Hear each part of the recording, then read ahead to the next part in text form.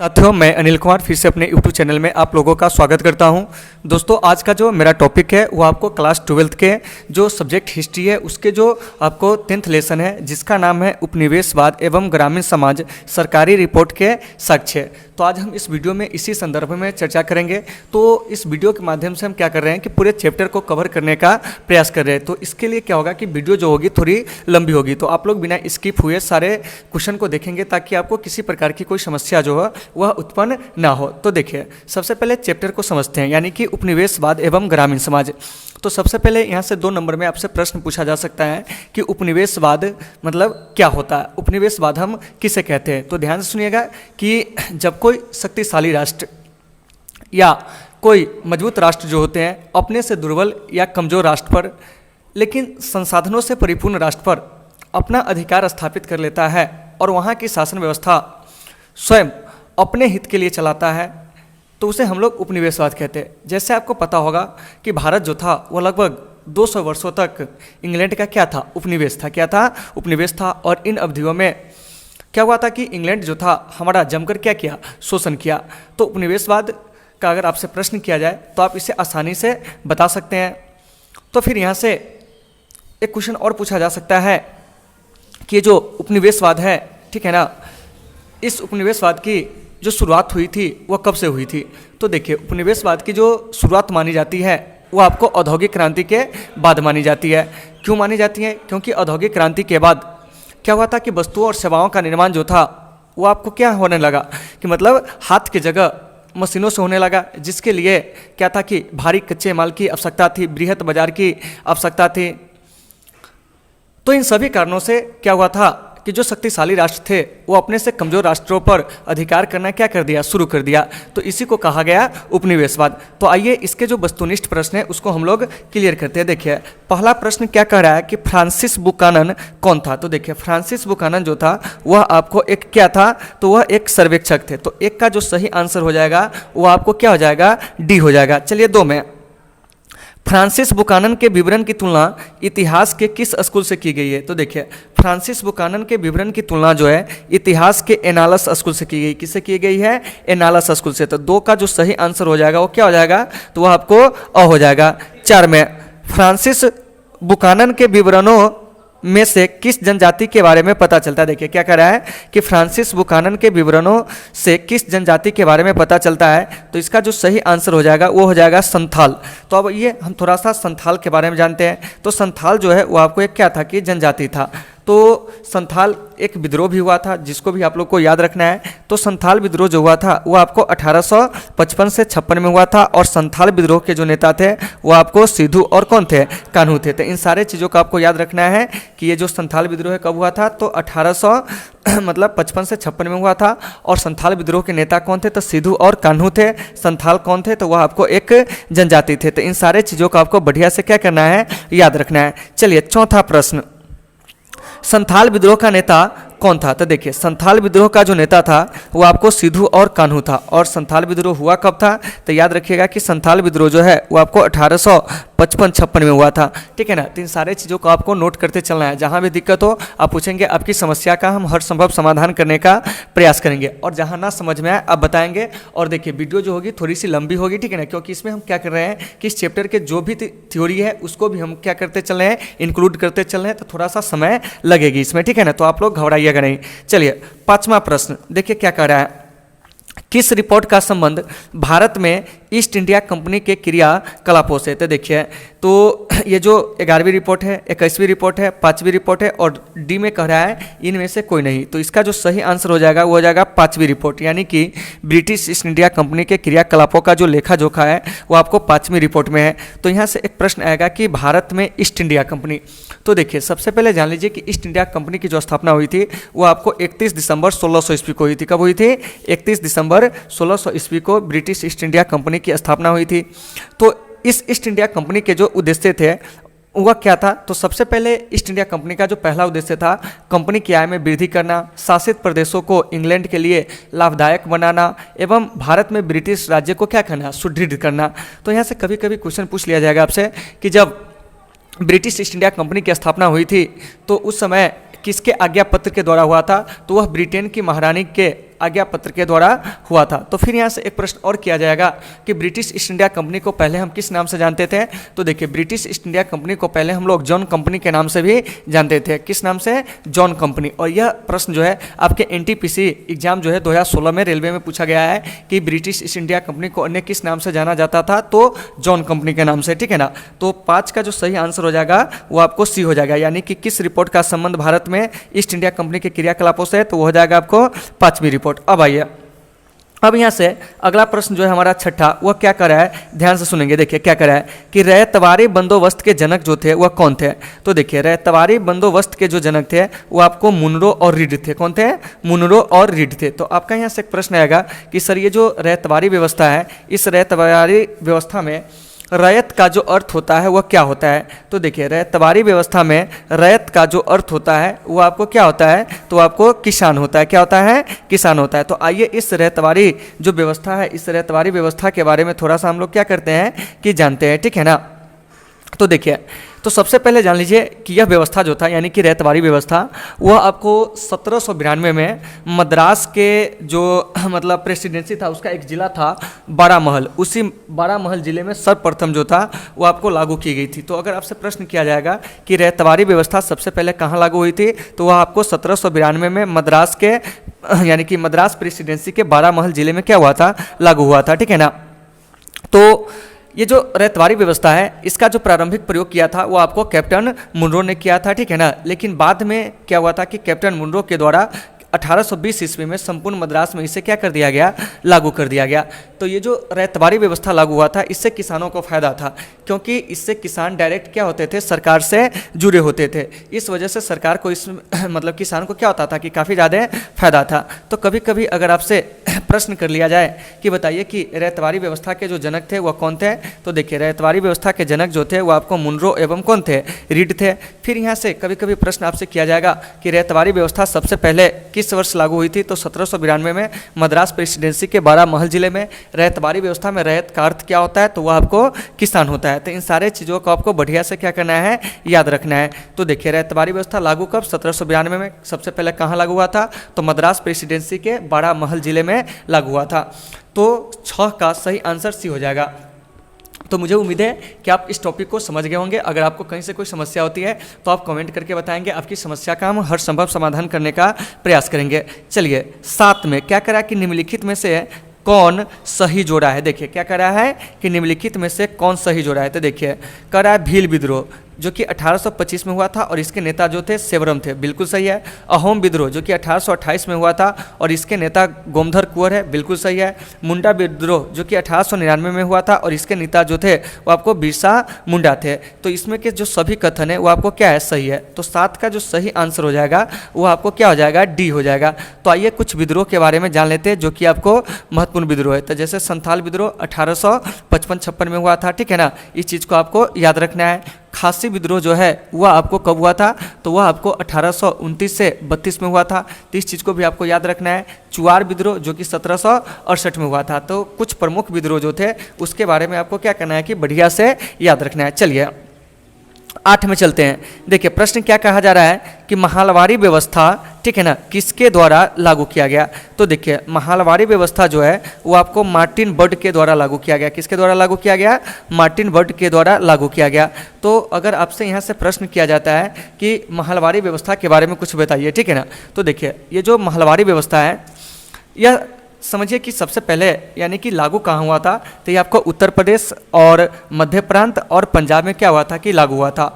और यह जो मतलब महलवारी बंदोबस्त था यह लगभग औपनिवेशिक भारत के कुल भूमि के 30% भाग पर क्या था कि यह लागू हुआ था। तो अगर आपसे प्रश्न किया जाता है कि बताइए कि महलवारी व्यवस्था कहाँ लागू हुआ था, तो उत्तर प्रदेश, मध्य प्रांत और पंजाब में। और महलवारी व्यवस्था के जो जनक थे वो आपको कौन थे, तो महलवारी व्यवस्था के जो जनक थे वो आपको मार्टिन बर्ड थे। तो इन सारे चीज़ों का आपको क्या करना है कि बढ़िया से मतलब याद रखना है। तो देखिए तो ये जो महलवारी में अगर हम महल का अर्थ जानते हैं तो वह है आपको क्या है कि देखिए महल का शाब्दिक अर्थ होता है गाँव के प्रतिनिधि, ठीक है ना, अर्थात जमींदार या जिनके पास अधिक भूमि होती थी, ठीक है ना, वही क्या करते थे कि मतलब प्रत्येक गाँव से क्या होते थे कि आपको राजस्व वसूलते थे, ठीक है ना। तो इसी व्यवस्था को कहा गया महलवारी व्यवस्था।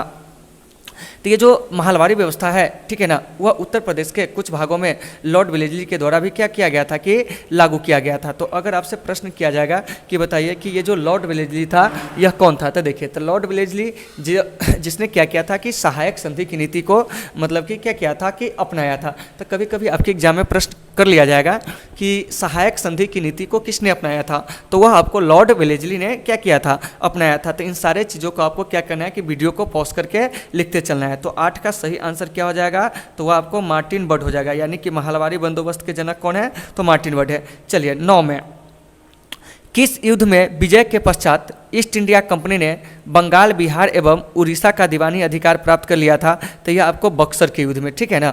तो आइए इस बक्सर के युद्ध के बारे में सबसे पहले थोड़ा सा हम जानने का प्रयास करते हैं, ठीक है ना। तो देखिए, तो सबसे पहले ये जो बक्सर का युद्ध है हुआ कब था, तो बक्सर का युद्ध जो था वो आपको 1764 ईस्वी में हुआ था। तो आपका यहाँ से प्रश्न आ गया कि सर युद्ध किसके बीच हुआ था, तो देखिए, बक्सर का युद्ध जो है वह अंग्रेजों और भारतीय शासकों के बीच हुआ था।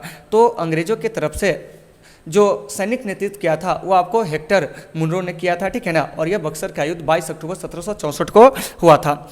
वहीं भारत की ओर से क्या हुआ था कि बंगाल, ठीक है ना, बंगाल के अलावे मुगल बादशाह और अवध के जो शासक थे वह संयुक्त रूप से क्या हुए थे, लड़े थे। लेकिन एक तरफ ये तीनों भारतीय संयुक्त सेना और एक तरफ अकेले जो था अंग्रेजों की सेना, क्या हुआ था कि भारतीय सेनाओं पर भारी पड़ा। तो यहाँ से एक प्रश्न आएगा कि ये जो बक्सर का युद्ध है किसके बीच हुआ था, तो देखिए, बक्सर का युद्ध आपको अंग्रेजों और भारत के बीच अंग्रेजी सेना का जो नेतृत्व किया था वो आपको हेक्टर मुनरो ने किया था। और भारत की ओर से अवध का नवाब जो था वह आपको शुजा उदौला, फिर आपको ये जो मुगल बादशाह है शाह आलम द्वितीय और बंगाल के जो शासक है मीर कासिम, इस तीनों ने क्या किया था, संयुक्त रूप से लड़ा था। लेकिन इसमें इसकी हार हुई थी। तब चलकर जब अंग्रेजों ने क्या किया कि बक्सर के युद्ध में भारतीय शासकों को पराजित कर दिया, तब क्या हुआ था कि जो आपको मुगल बादशाह था शाह आलम द्वितीय, ठीक है ना, उसको क्या हुआ था कि मतलब अंग्रेजों के साथ जो था वह क्या हुआ था कि एक अपमानजनक संधि करना पड़ा, इलाहाबाद की संधि 1765 में। और इस संधि के द्वारा क्या हुआ था कि अंग्रेजों को बंगाल, बिहार और उड़ीसा का दीवानी अधिकार जो था वह आपको प्राप्त हो गया। तो इन सारे चीज़ों को आपको बढ़िया से याद रखना है कि बक्सर का युद्ध कब, तो 22 अक्टूबर 1764 को अंग्रेजों और भारतीय शासक में अवध के नवाब शुजा उदौला, बंगाल के शासक मीर कासिम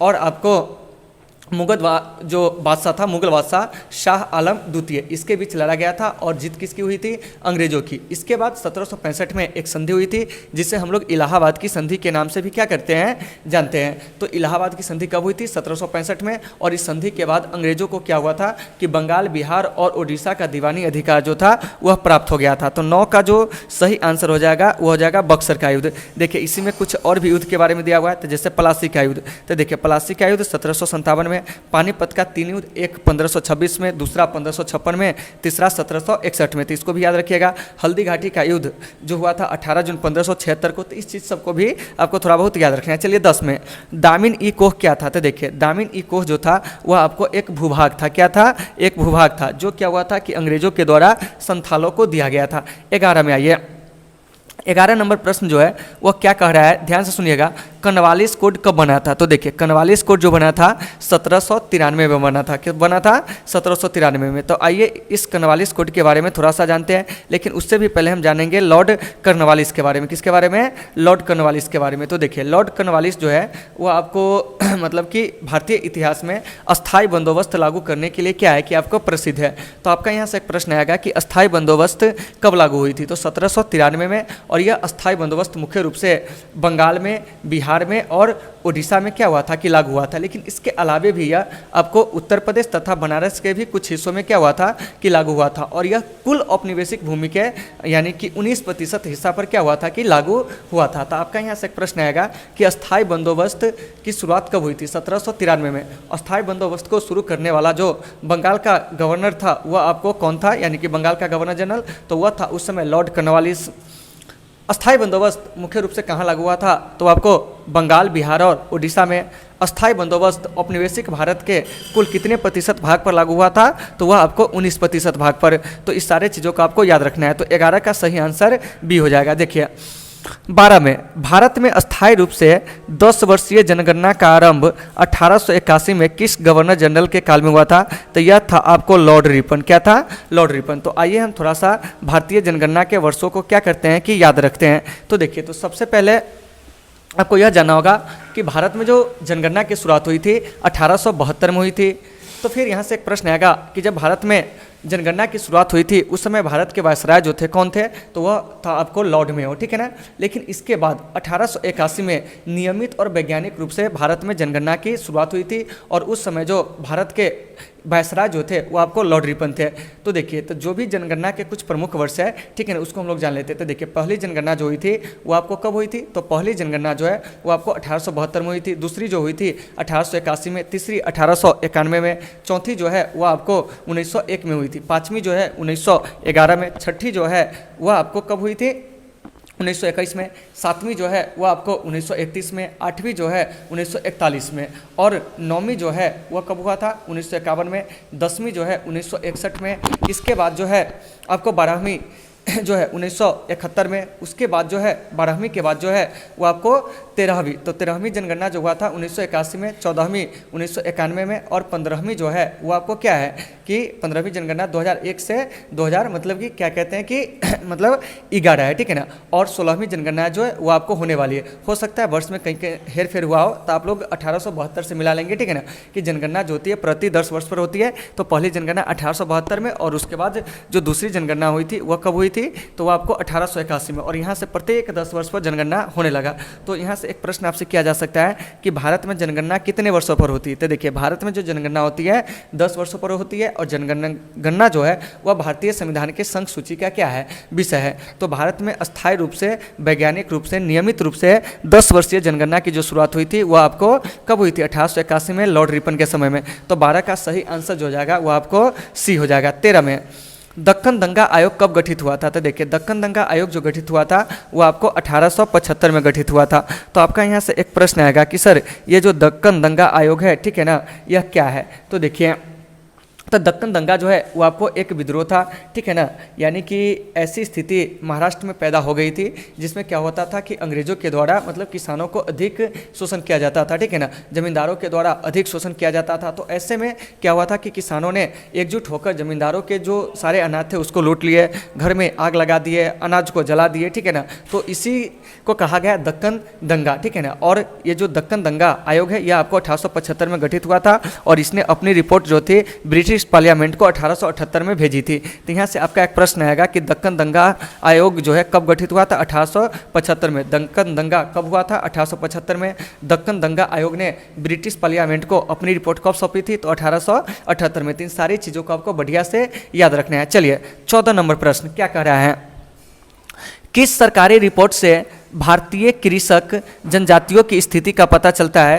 तो देखिए, बुकानन की रिपोर्ट, पांचवी रिपोर्ट, दक्कन दंगा आयोग रिपोर्ट, उपयुक्त सभी। तो ये हो जाएगा आपको उपयुक्त सभी। तो 14 का जो सही आंसर हो जाएगा वो आपको क्या हो जाएगा? द हो जाएगा। क्या हो जाएगा? द हो जाएगा। चलिए, 15 में क्या कर रहा है कि सही जोड़ा को सुमेलित करना है। क्या करना है? सुमेलित करना है। तो देखिए, तो सबसे पहले करा अस्थाई बंदोबस्त, तो यह आपको बंगाल, बिहार और उड़ीसा में मुख्य रूप से लागू हुआ था, बिल्कुल सही है। महलबारी बंदोबस्त उत्तर प्रदेश, मध्य प्रांत और पंजाब में लागू हुआ था, यह भी बिल्कुल सही है, ठीक है ना।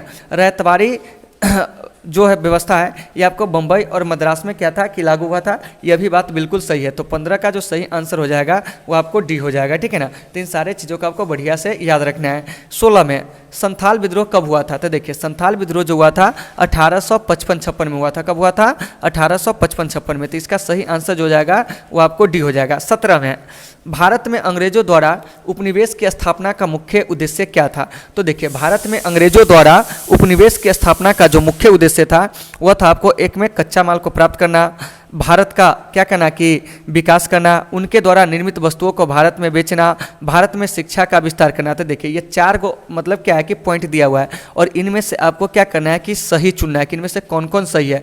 तो देखिए, कच्चा माल प्राप्त करना इसका क्या था? पहला उद्देश्य था, यानी कि 1 नंबर कथन क्या है? सही है। भारत का विकास करना जो कि गलत है, उनके द्वारा निर्मित वस्तुओं को भारत में बेचना बिल्कुल सही है। और 4 में भारत में शिक्षा का विस्तार करना, ये गलत है। तो इसका सही आंसर हो जाएगा सी।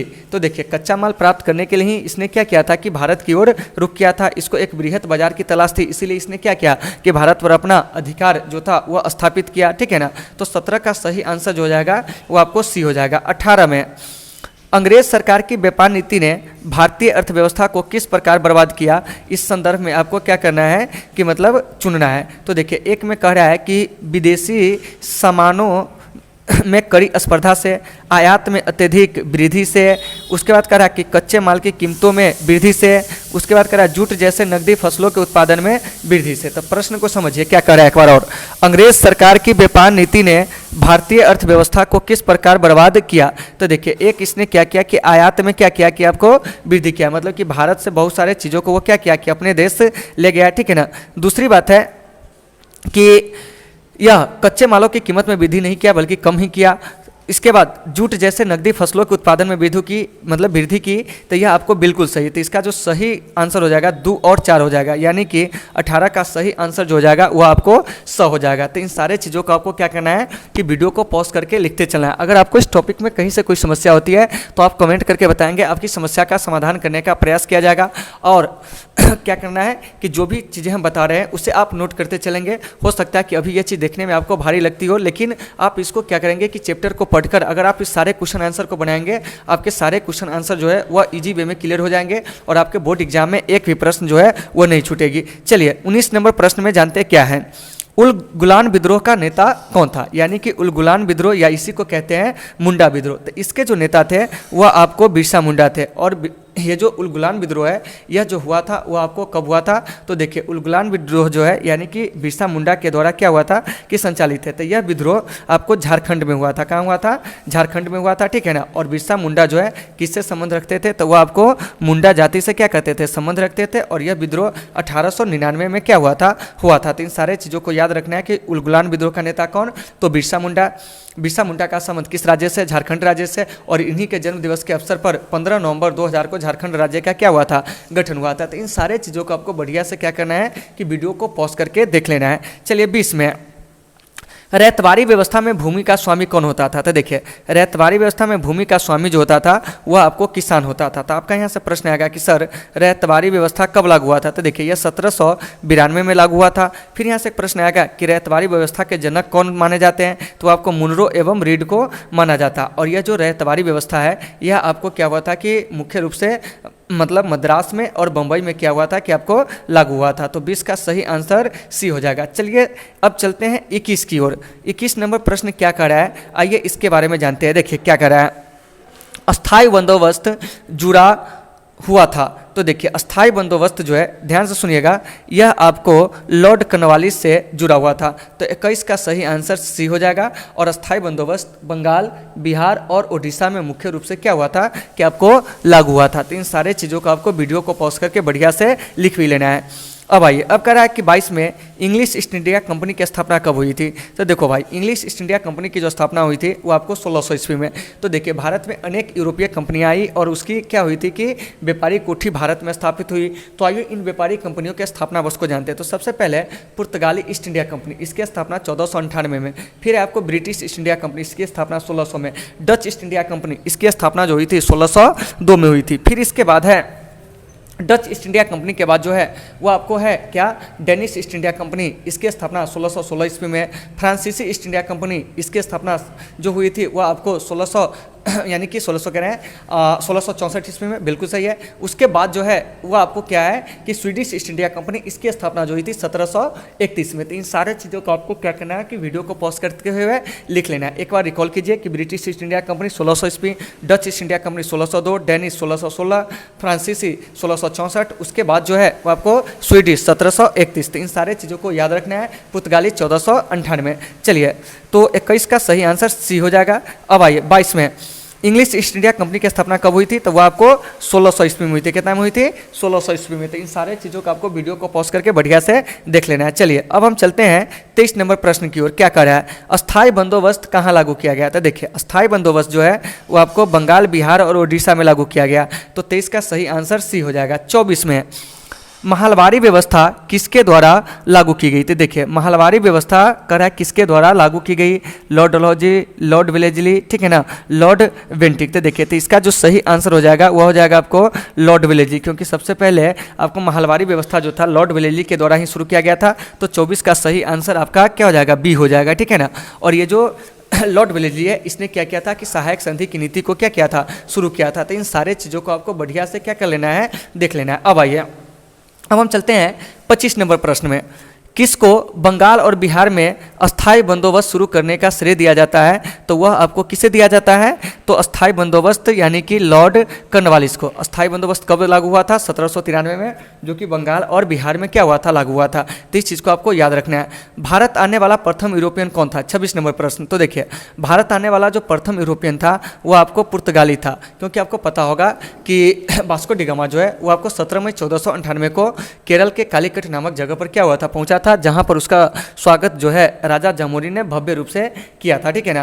तो 26 का सही आंसर जो हो जाएगा वो आपको अ हो जाएगा। और वास्को डी गामा कहाँ का रहने वाला था? पुर्तगाल का, ठीक है ना। चलिए 27 में ईस्ट इंडिया कंपनी को बंगाल की दीवानी किसने प्रदान की थी? तो देखिए ईस्ट इंडिया कंपनी को बंगाल की दीवानी जो है मुगल बादशाह शाह आलम द्वितीय के द्वारा क्या किया गया था? प्रदान किया गया था। जब शाह आलम द्वितीय जो था बक्सर के युद्ध में हार गए थे, ठीक है ना, तब क्या हुआ था कि बंगाल, बिहार और उड़ीसा का दीवानी अधिकार जो है वो आपको शाह आलम द्वितीय के द्वारा किसे दे दिया गया? ईस्ट इंडिया कंपनी को। और ये सारी घटना जो हुई थी वो 1764 के बक्सर युद्ध के बाद, जब 1765 में इलाहाबाद की संधि हुई थी, उस संधि के तहत। चलिए 28 में भारत आने वाला प्रथम पुर्तगाली कौन था? तो देखिए भारत आने वाला प्रथम पुर्तगाली जो था वो आपको वास्को डी गामा था। कौन था? वास्को डी गामा, जो 17 मई 1498 को क्या हुआ था कि केरल के कालीकट नामक जगह पर पहुंचा था। तो देखिए यहाँ से हम लोग वस्तुनिष्ठ प्रश्नों को क्या कर लिए?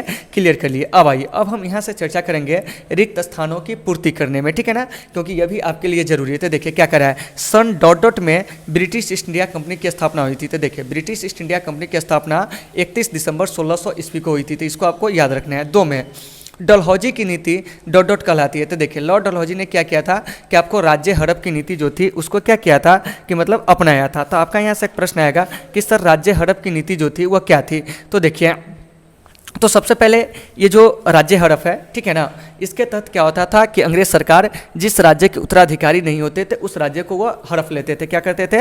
हड़प लेते थे। तो आपका यहाँ से एक प्रश्न आएगा कि सर ये जो राज्य हड़प की नीति है यह कब शुरू हुई थी? तो यह आपको 1848 में शुरू हुई थी और 1856 में इसका क्या हुआ था कि जब लॉर्ड वेलेस्ली का शासन समाप्त हुआ तब यह मतलब व्यवस्था जो थी समाप्त हुई थी, ठीक है ना। तो यहाँ से इस चीज़ को याद रखिएगा कि राज्य हड़प नीति को कौन शुरू किया था? लॉर्ड डलहौजी ने शुरू किया था। 1848 से 1856 इसका शासनकाल था, ठीक है ना।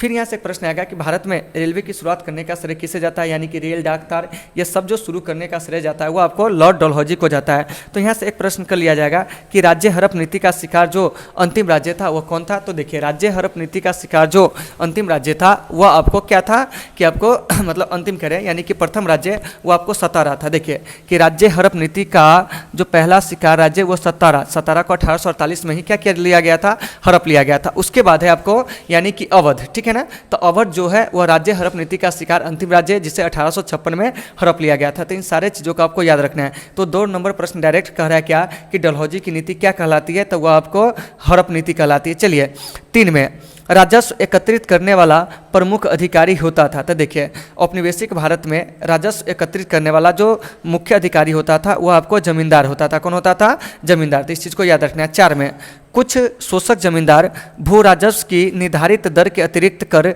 लेते थे, जिसे क्या कहा जाता था? तो उसको अववाव कहा जाता था। क्या कहा जाता था? अववाव। यानी कि कहने का मतलब हुआ कि जो भू राजस्व से निर्धारित दर है अगर आप उससे अधिक मतलब कि जो जमींदार लेते थे उसको क्या कहा जाता था? तो अब बाप कहा जाता था। तो इन सारे चीज़ों को आपको बढ़िया से याद रखना है। चलिए अब चलते हैं 5 नंबर प्रश्न की ओर। रैयतवाड़ी देखिए 5 में सर्वप्रथम रैयतवाड़ी पद्धति मद्रास प्रेसिडेंसी के डोडो जिले में लागू हुई थी। तो यह आपको मद्रास प्रेसिडेंसी के 12 महल जिले में 1792 में क्या हुई थी? लागू हुई थी, ठीक है ना। तो इस चीज़ को याद रखना है। चलिए 6 में 1819 से 1827 तक मुंबई का गवर्नर जो था कौन था? तो आपको अल्फिस्टन था, जिसने क्या किया था कि बड़े पैमाने पर महलवारी व्यवस्था को क्या किया था? लागू किया था। तो 6 का जो सही आंसर हो जाएगा एल्फिस्टन। चलिए 7 में बम्बई सरकार द्वारा दक्कन दंगा राहत अधिनियम डॉट डॉट में पारित किया गया था। तो यह अधिनियम जो है वह आपको मतलब कि 1878 में क्या हुआ था कि पारित किया गया था। दक्कन दंगा आयोग का गठन जो हुआ था 1875 में, आयोग जो पारित हुई थी मतलब आयोग के द्वारा जो रिपोर्ट सौंपी गई थी ब्रिटिश पार्लियामेंट को वो आपको 1878 में। तो इस चीज़ को आपको याद रखना है। चलिए 8 में क्या करा है, जमीन को जलाकर साफ करके खाद हेतु राख का प्रयोग किया जाता था, ऐसी खेती क्या कहलाती थी। तो यह खेती आपको झूम खेती कहलाती थी, जो कि अभी भारत के पूर्वोत्तर राज्य में काफ़ी ज़्यादा क्या है कि प्रसिद्ध है। चलिए 9 में संथाल विद्रोह के नेता कौन थे। तो देखिए संथाल विद्रोह के जो नेता थे वो आपको सिद्धू और कान्हू थे। कौन थे, सिद्धू और कान्हू थे। संथाल विद्रोह कब हुआ था, तो 1855 से 56 में हुआ था, ठीक है ना। संथाल कौन है, तो वह आपको एक जनजाति है। चलिए अब 10 नंबर प्रश्न में, दक्कन दंगा आयोग सन डॉट डॉट में नियुक्त किया गया था। तो देखिए दक्कन दंगा आयोग जो है वह वर्ष 1875 में क्या हुआ था कि इसको नियुक्त किया गया था। चलिए 11 में मुंडा विद्रोह का नेता कौन था। तो देखिए मुंडा विद्रोह का जो नेता था वो आपको बिरसा मुंडा था, या इसी को कहते उलगुलान विद्रोह, इसके भी जो नेता थे वो आपको बिरसा मुंडा थे। और मुंडा विद्रोह जो हुआ था 1899 ईस्वी में हुआ था, और बिरसा मुंडा के जन्म दिवस पर ही 15 नवंबर को क्या हुआ था कि 2000 ईस्वी में झारखंड राज्य का गठन हुआ था। चलिए 12 में संथालों को बसने के लिए दिया गया भूभाग क्या कहलाता है। तो देखिए संथालों को बसने के लिए दिया गया भूभाग जो है वो आपको दामिन ई कोह कहलाता था। क्या कहलाता था, दामिन ई कोह। तो 12 का सही आंसर दामिन ई कोह होगा। चलिए अब हम आगे चलते हैं। सत्य असत्य जो कथन है उसको क्या करना है कि पहचानना है। क्या करना है, पहचानना है। तो देखिए क्या कर रहा है, 1857 के विद्रोह में जमींदारों ने सरकार का साथ दिया था, बिल्कुल सही कथन है। तो यहाँ से एक प्रश्न आएगा 1857 का विद्रोह जो है वो आपको कब शुरू हुआ था। तो वो आपको 10 मई 1857 को शुरू हुआ था, और उस समय जो भारत के वायसराय थे वो आपको लॉर्ड कैनिंग थे, और इंग्लैंड के जो प्रधानमंत्री थे उस समय वो आपको लॉर्ड पामस्टन थे, ठीक है ना।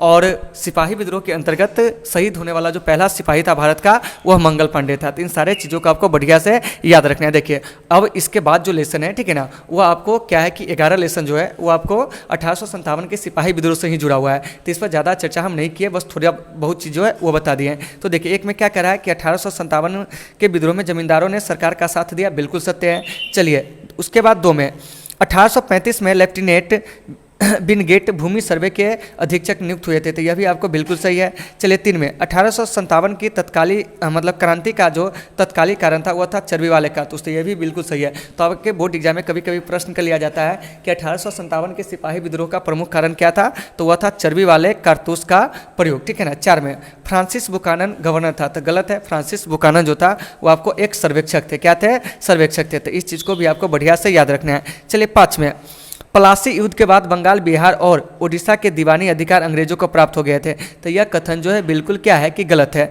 तो यहाँ से जानते हैं कि सही कथन कौन होता। तो अगर कहता बक्सर का युद्ध तब कथन यह क्या होता, सही होता। तो आइए यहाँ से हम प्लासी युद्ध के बारे में थोड़ा सा जान लेते हैं। तो देखिए प्लासी का युद्ध जो हुआ था 23 जून 1757 ईस्वी को हुआ था, ठीक है ना। और प्लासी का युद्ध जो हुआ था अंग्रेजों और सिराजुद्दौला के बीच में हुआ था, यानी कि बंगाल के गवर्नर सिराजुद्दौला के बीच हुआ था। तो यहाँ से एक प्रश्न किया जाएगा कि 1757 के प्लासी युद्ध में अंग्रेजी सेना का नेतृत्व कौन किया था, रॉबर्ट क्लाइव। फिर यहाँ से प्रश्न किया जाएगा कि प्लासी का युद्ध जो है वह किस नदी के किनारे लड़ा गया था। तो वह आपको भागीरथी नदी के किनारे जो था वो आपको क्या किया गया था, लड़ा गया था, जिसमें अंग्रेजों की क्या हुई थी, जीत हुई थी। और यहीं से क्या हुआ था कि भारत पर अंग्रेजों के शासन की जो पकड़ है वह मजबूत हुई थी। तो 5 का कथन कर रहा है कि प्लासी युद्ध के बाद बंगाल, बिहार और उड़ीसा के दीवानी अधिकार अंग्रेजों को प्राप्त हो गया था, बिल्कुल गलत है। तो इसका सही आंसर क्या होगा मेरे भाई, तो हो जाता आपको बक्सर का युद्ध। चलिए 6 में भील विद्रोह का जो नेता था वह आपको सेवरम था। तो बिल्कुल सही है कि भील विद्रोह का जो नेता था वह कौन था, तो सेवरम था। और भील विद्रोह जो हुआ था कब हुआ था, तो वह आपको 1825 में हुआ था। चलिए 7 में रैयत का जो अर्थ होता है वह आपको किसान होता है। तो बिल्कुल सही है कि रैयत का अर्थ जो होता है क्या होता है, किसान होता है। चलिए 8 में साहूकार, ध्यान से सुनिएगा, 100 रुपया के मूलधन पर 2000 तक का ब्याज वसूलते थे। तो यह कथन भी क्या है कि बिल्कुल सत्य है, ठीक है ना। 9 में फ्रांसिस बुकानन ने कलकत्ता में एक चिड़ियाघर जो था वो आपको स्थापित किया था, बिल्कुल सही है।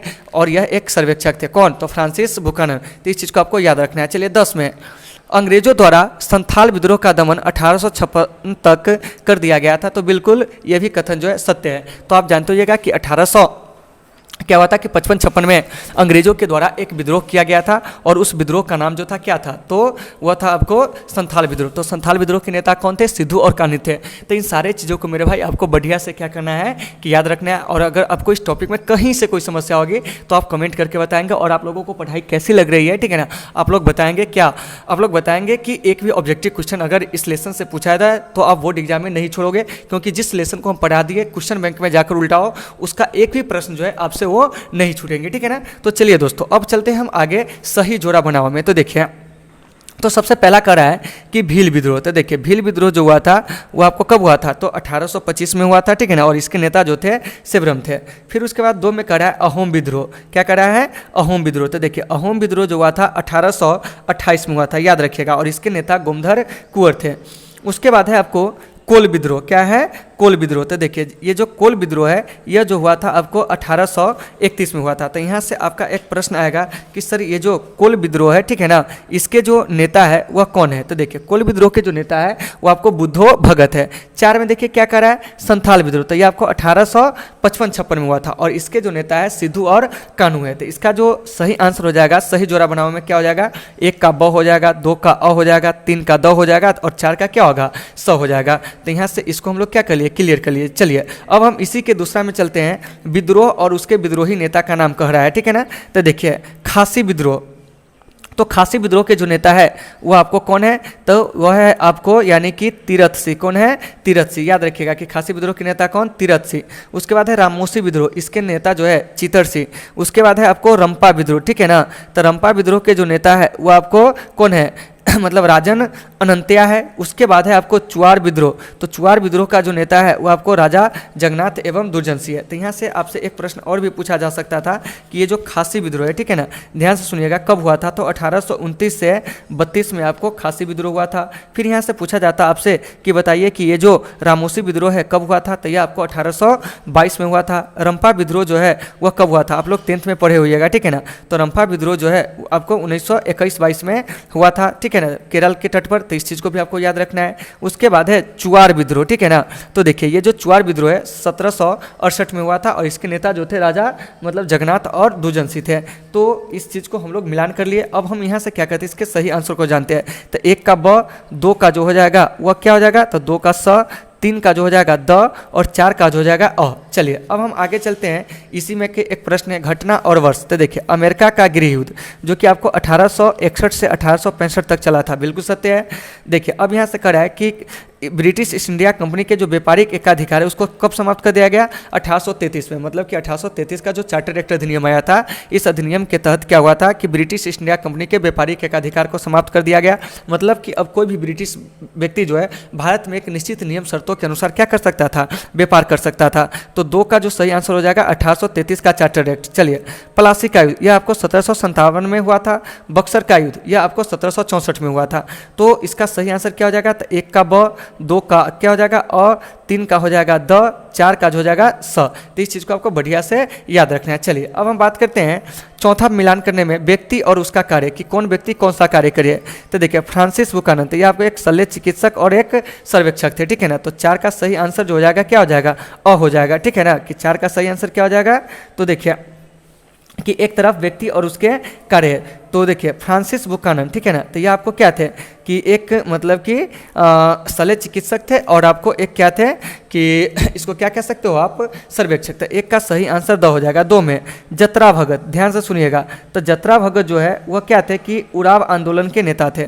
उसके बाद है 3 में सैयद अहमद राय बरेलवी, तो यह बहावी आंदोलन के नेता थे। बुद्धो भगत जो कि आपको कोल विद्रोह के नेता थे। तो देखिए, इस चीज़ को आप लोग मिलान कर लेंगे, क्या हो जाएगा, तो देखिए 1 का द, ठीक है ना, 1 का क्या होगा द, यानी फ्रांसिस बुकानन शल्य चिकित्सक। 2 में जतरा भगत, ठीक है ना, तो 2 में जतरा भगत जो है यह आपको उराव विद्रोह के क्या थे, नेता थे। उसके बाद है 3 में सैयद अहमद राय बरेलवी, यह आपको बहावी आंदोलन का नेता था। 4 में है बुद्धो भगत जो कि कुल विद्रोह का मतलब कोल विद्रोह का नेता था। तो इन सारे चीज़ों को आपको क्या करना है कि वीडियो को पॉज करके लिख लेना है। अगर आपको इस टॉपिक में कहीं से किसी प्रकार की समस्या होती है तो आप कमेंट करके बताएंगे, आपकी समस्या का हम हर संभव समाधान करने का प्रयास करेंगे, ठीक है ना। चलिए अब हम यहाँ से चर्चा करते हैं।